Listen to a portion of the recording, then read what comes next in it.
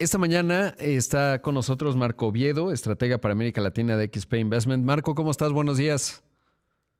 Buenos días, Rodrigo. Muy bien. ¿Y tú?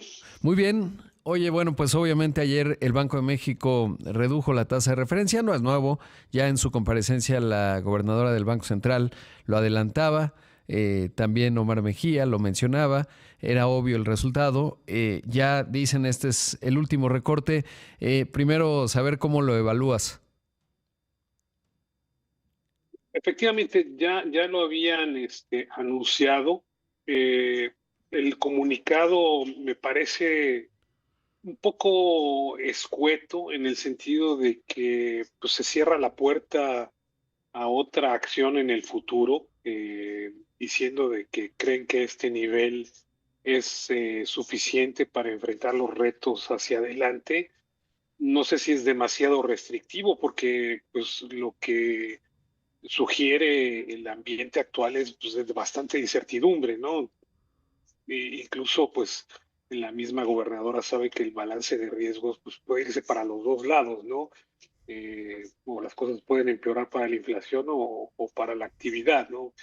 Entonces, pues yo creo que, digo, entendemos que van a quedarse ahí en 6.50 un buen tiempo, pero lo que yo no creo es que no vayan a hacer algo en el resto del año, ¿no? Incluso lo que yo le digo a mis clientes es que quizá tengamos otro recorte para finales de año en el contexto donde pues, el país no está generando ninguna capacidad de crecimiento y que la historia de inflación, para bien o para mal, pues probablemente sí vaya a seguir convergiendo, no al 3 pero sí a los promedios de 3.6, 3.7 hacia los siguientes trimestres, ¿no? Entonces, en una situación donde tienes también un dólar débil, pues por ahí se animan a hacer más recortes. Pero bueno, por lo pronto cumplieron lo que habían dicho.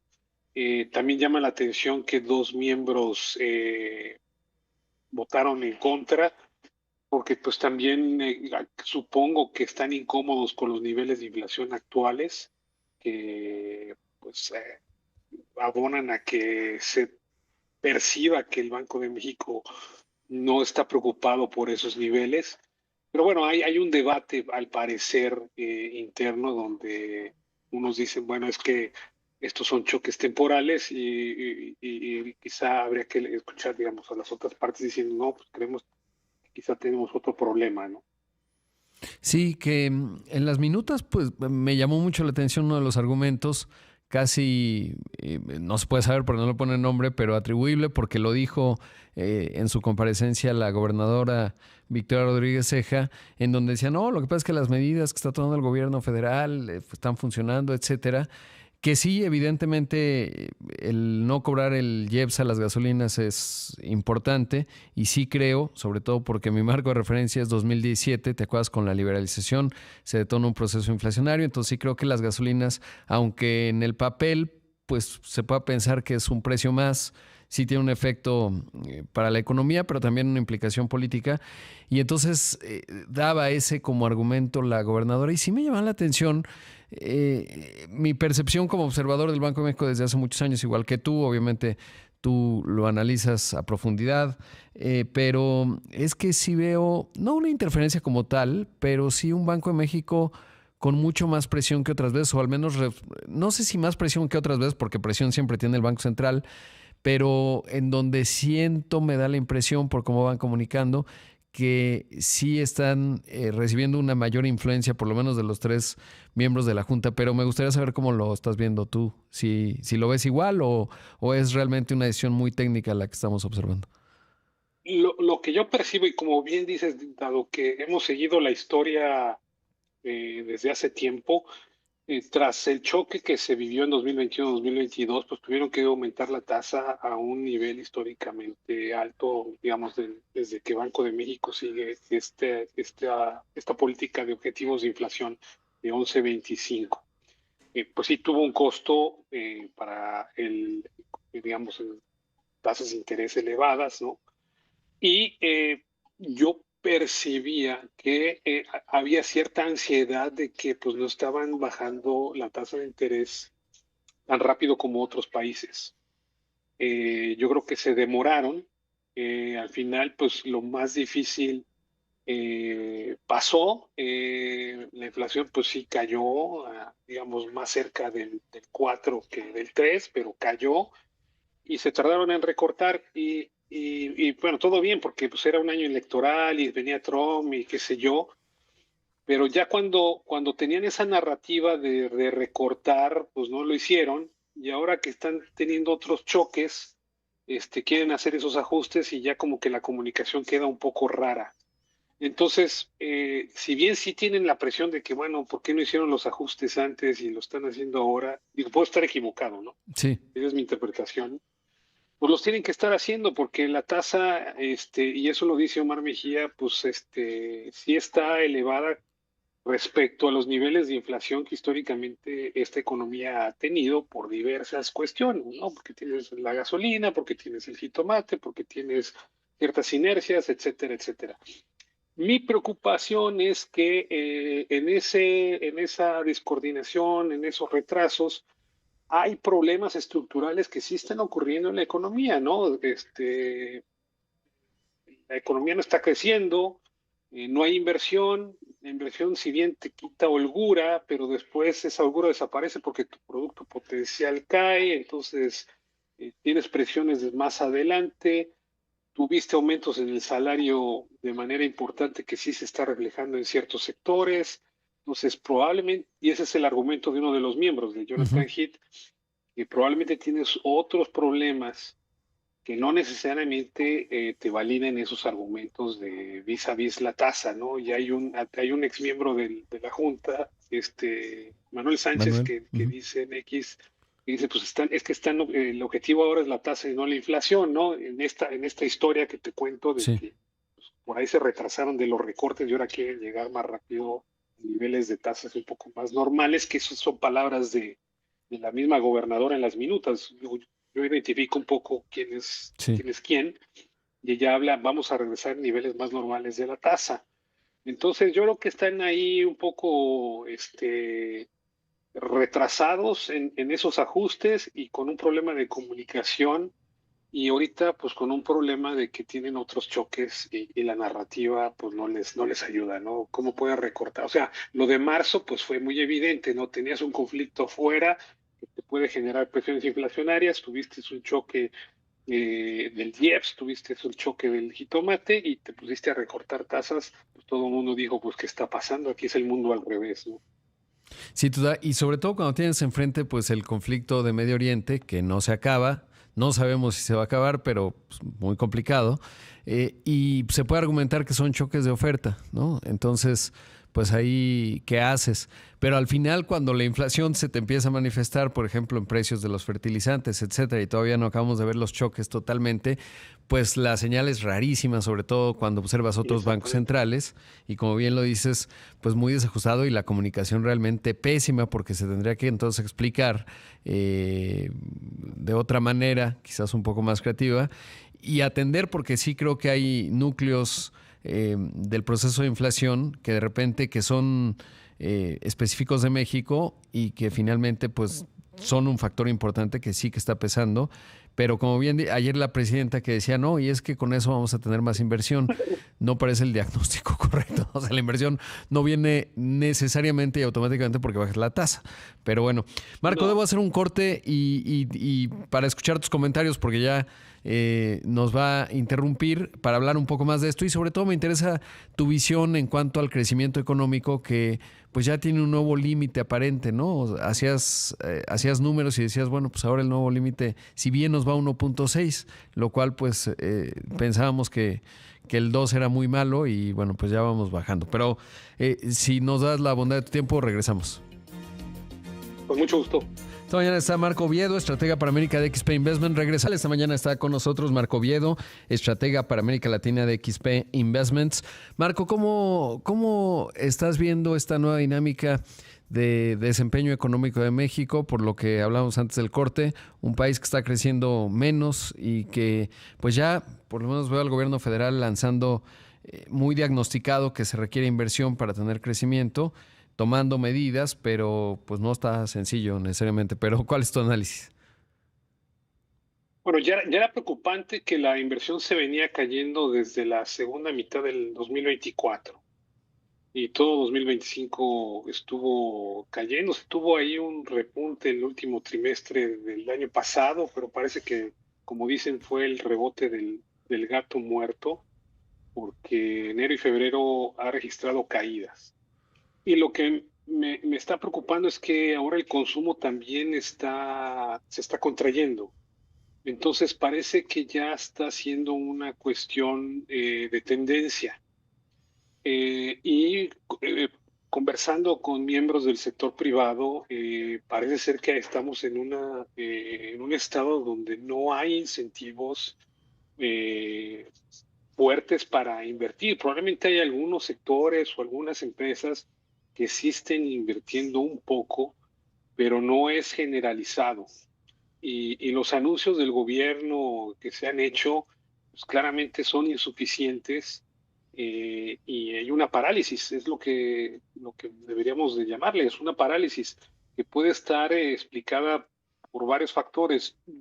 Uno de ellos, y yo creo que es muy importante, es el tema de la incertidumbre jurídica que tiene que ver con el tema de la reforma judicial, porque es muy evidente, sobre todo en la parte de maquinaria y equipo, que es la inversión que hacen las empresas, la parte productiva, empieza a caerse en agosto de 2024 y ya acumula febrero 16% de caída. Eh, Puede ser que un poco tenga que ver la incertidumbre en la parte comercial, pero bueno, esa yo creo que es la menor, porque, digamos, es sabido que hay pláticas entre las dos partes de Estados Unidos y México, y de que algo va a haber, y que si la resultante es que va a haber revisiones periódicas, pues eso no debería de espantar inversiones importantes, sobre todo si al final eh, la expectativa es que siempre va a haber un acuerdo, ¿no? Entonces, yo ya no le echaría tanto la culpa a la parte de Trump. Y la otra que me comentan es la falta de infraestructura, que ya está pegando el hecho de que no hay suficiente oferta digamos, de electricidad, agua, etcétera, y que eso también puede que esté impactando en los planes de algunas empresas, ¿no? Lo que yo les digo, bueno, es que quizá no se ha hecho la tarea bien. Habría que el gobierno, pues, tener un poco de autocrítica, remangarse las manos y preguntar y sentarse y qué está pasando, no solo a los grandes empresarios, no los que se toman la foto, sino ya los de más abajo, y ver qué es lo que está sucediendo para entender por qué la inversión está cayendo, y ya actuar en consecuencia y tener una política seria de reactivación de la economía, porque ya está pegando en el consumo, es decir, ya estás teniendo estos efectos de segundo orden, y lo que puede ocasionar es que estemos en una etapa donde ya la única ayuda es la parte externa, ¿no? Entonces, lo que puse la otra vez en mi cuenta de X del 1.6 es precisamente este cálculo que hice. Bueno, si la inversión se queda en un mínimo básico, que es lo que hemos observado en los últimos años con la 4T, me da ese 1.6. O del otro lado, ¿qué pasa si Estados Unidos se mantiene fuerte y sigue demandando de manera saludable nuestras exportaciones? Me da también ese 1.6. Entonces, como que ese es nuestro techo, ¿no? Claro. Si por alguna razón las cosas se empeoran y se empieza a invertir menos y tenemos destrucción de capital en México, pues vamos a crecer menos.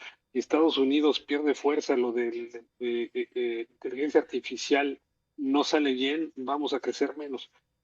Y la verdad, el 1.6, no tengo en la cabeza cuánto es el crecimiento de la población, 3.8, 0.7, pero pues es un PIB per cápita magrísimo, ¿no? Eso no nos va a dar para nada. Vamos a tener un salto como economía, como país desarrollado en los siguientes 40, 30 años. Entonces, es realmente preocupante hacia dónde nos estamos dirigiendo, ¿no? Y creo que ya pues el gobierno tendría que hacer esta autocrítica y sacudirse varias cosas ideológicas que tiene encima si realmente quieren tener mejores resultados, porque estar poniendo en el papel que vamos a crecer al 3% simplemente porque va a ser más rápido hacer un trámite, creo que es demasiado wishful thinking, ¿no? Sí, y sobre todo, y creo que apuntas un tema bien relevante, porque bueno, hemos visto muchos anuncios, algunos de ellos me parecen realmente positivos. El de este decreto para que no se hagan dos veces una auditoría, el tema del fracking me parece que es una sacudida importante ideológica contrastada con el sexenio pasado, pero sobre todo lo que necesitas es qué te garantiza que hay consistencia en esas decisiones, porque lo que hemos visto es inconsistencia en muchas áreas. Y al mismo tiempo, bueno, pues el ruido político, porque los datos que nos dicen de la balanza comercial México-Estados Unidos, lo que acaba de publicar Estados Unidos el primer trimestre, pues es que México sigue siendo un gran, digamos, origen de importaciones en sus cadenas de valor y de productos de consumo, y es un gran mercado de exportación también para la Unión Americana.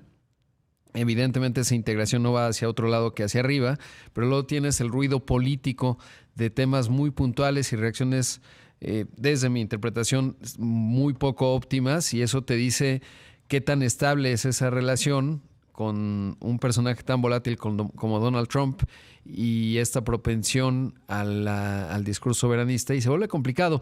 Y luego, adicional a ello, ¿qué te garantiza que va a ser consistente la política? ¿A qué me refiero? Y quizás parece que no está conectado, pero es el ambiente, digamos, que se vive hacia adentro. Cuando tú ves que la Secretaría de Educación Pública de un día para otro aumenta 3 semanas las vacaciones de los niños, de un momento a otro sin mayor planeación aparente, dices, pues quién sabe si lo que están diciendo se va a cumplir, si se va a continuar y si se va a lograr ejecutar. Y a partir de ahí, pues se vuelve muy difícil generar esa confianza que resultaría indispensable para poder tener inversión. Y esa es por lo menos mi percepción de cómo se va moviendo, y que no es misterioso, ¿no? De repente, porque sé que hay reuniones obviamente con el secretario de Hacienda, con la propia presidenta, y ¿qué hacemos? ¿Qué necesita? Pues inviertan, van cambiando cosas. Ayer anunciaron una mega inversión de 140 mil millones de pesos en gasoductos, garantiza la energía eléctrica, han sido más flexibles. Sí, está bien. El tema es cuáles son las garantías de consistencia, pues, en los siguientes 3 años, 5 años, qué es lo que requieres para proyectos grandes. Exactamente, ¿no? Y tiene que ver precisamente por esta incertidumbre jurídica, legal, donde vimos cómo luego a veces se manejan las cosas bajo este nuevo régimen, que de un día para otro, como tú dices, podrían cambiar las cosas, un juez llega y quiere mover las cosas, incluso ya fueron juzgadas, entonces pues así no hay manera de que un empresario quiera invertir un poco más, y eso es lo que estamos viendo, yo creo. Digo, habría que confirmarlo efectivamente con datos duros, pero yo lo que veo, te digo, en la información de la inversión, en agosto de Sí. 2024 es cuando empieza la caída. Claro, y esta fragilidad vinculada a Estados Unidos, ¿no? Porque como bien lo decía, si Estados Unidos, porque se extiende el conflicto, etcétera, se ralentiza, me preocupan los resultados de Whirlpool, que son un buen canario en la mina, digamos, de la situación económica, y entonces se nos puede complicar bastante más un año que teóricamente era de recuperación. Pero bueno, así está la cosa. Marco, siempre un gusto platicar contigo. No, hombre, encantado siempre de estar aquí. Gracias, Marco. Ahí escuchamos y vimos a Marco Oviedo, estratega para América Latina de XP Investment.